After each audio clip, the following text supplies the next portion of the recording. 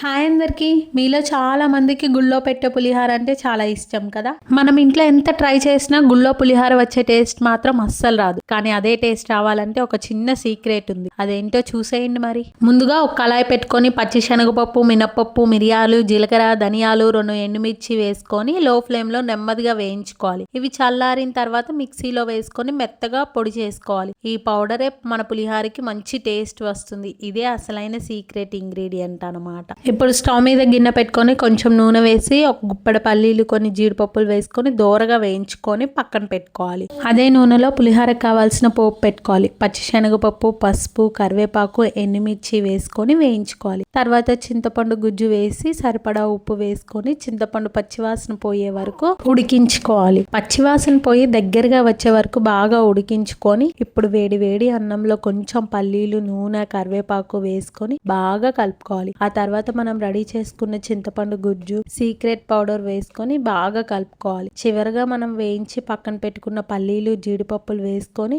చేతితో బాగా కలుపుకుంటే అబ్బబ్బా, పులిహార అంటే ఇంకా తినాల్సిందే అనిపిస్తుంది. తింటుంటే నోరూరిపోతుంది. ఈ స్టైల్ పులిహార తప్పకుండా ట్రై చేసి చూడండి. మీకు కూడా బాగా నచ్చుతుంది. గుడి పులిహార టేస్టే వస్తుంది.